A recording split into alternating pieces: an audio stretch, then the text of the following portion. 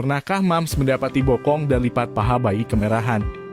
Pada umumnya kemerahan di area bokong ini pada bayi yang memakai popok disebut sebagai ruam popok. Apa saja yang dapat menyebabkan ruam popok? Berbahayakah ruam popok pada anak? Apa yang dapat dilakukan mams bila menemukan si kecil mengalami ruam popok?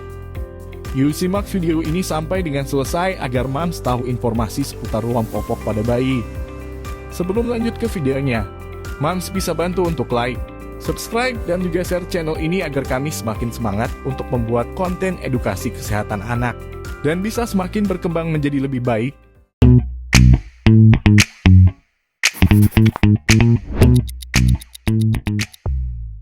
Apa saja yang dapat menyebabkan ruam popok?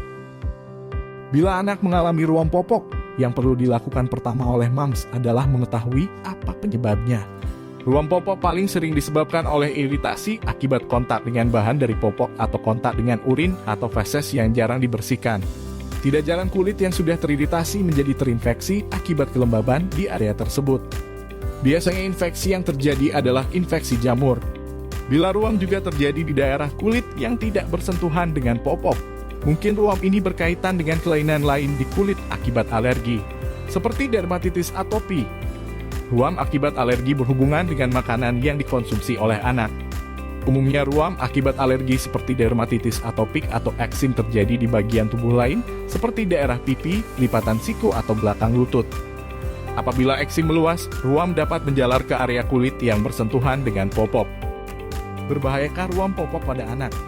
Ruam popok pada anak memang tidak sampai mengancam jiwa, namun akan sangat mengganggu anak dan menyebabkan ia rewel. Daerah bokong dan lipat paha merupakan area yang lembab. Bila terjadi ruam dan tidak diatasi dengan baik, dapat terjadi infeksi sekunder, terutama oleh jamur. Bila tidak ditangani lebih awal, ruam yang terinfeksi dapat menyebabkan luka dan ketidaknyamanan pada anak saat buang air besar. Penanganan sedini mungkin sangat penting bagi anak yang mengalami ruam popok. Apa yang dapat dilakukan mams bila menemukan si kecil mengalami ruam popok? Bila mams menemukan kemerahan pada area bokong si kecil, pertama-tama, jangan dipakaikan popok sekali pakai atau disposable untuk mengurangi risiko kontak dengan bahan yang mudah menyebabkan iritasi. Penggunaan popok sekali pakai juga dapat menyebabkan mams jarang mengganti popok karena popok sekali pakai memiliki kapasitas penyerapan yang lebih besar. Akibatnya kulit akan mengalami kontak dan teriritasi lebih lama oleh air seni dan feses bayi. Anak bisa dipakaikan popok kain dahulu. Terdapat beberapa hal yang juga perlu diketahui bila anak memakai popok kain. Untuk anak yang memiliki kulit yang sangat sensitif, perlu diperhatikan cara mencuci popoknya. Ketika mencuci popok kain, usahakan jangan menyisakan sabun atau deterjen. Sisa sabun atau deterjen yang masih menempel pada popok juga dapat mengiritasi kulit anak.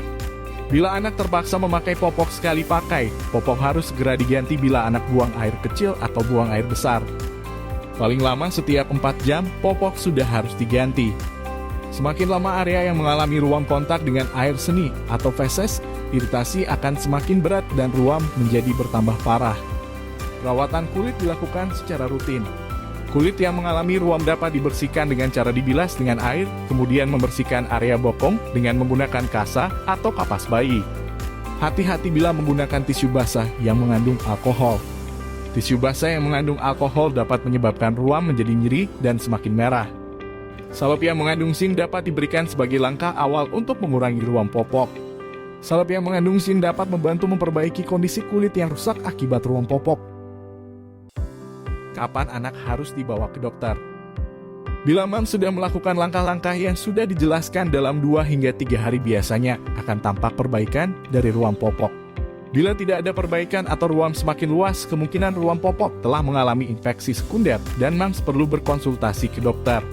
Bila tidak terdapat tanda-tanda infeksi, biasanya akan diberikan salep atau krim yang mengandung steroid. Namun, bila terdapat tanda-tanda infeksi, misalnya infeksi jamur, dokter akan memberikan salep atau krim anti jamur. Bagaimana mams? Apakah informasi ini dapat menambah wawasan dan bermanfaat? Jika mams suka video ini, mams bisa bantu untuk like, subscribe, dan share agar kami bisa terus semangat untuk memberikan informasi kesehatan seputar anak dan tentunya dapat berkembang lagi menjadi lebih baik. Jika mams ingin ada pembahasan informasi kesehatan anak yang diinginkan untuk selanjutnya, mams bisa komen di kolom komentar. Terima kasih, salam sehat selalu untuk Mams dan keluarga.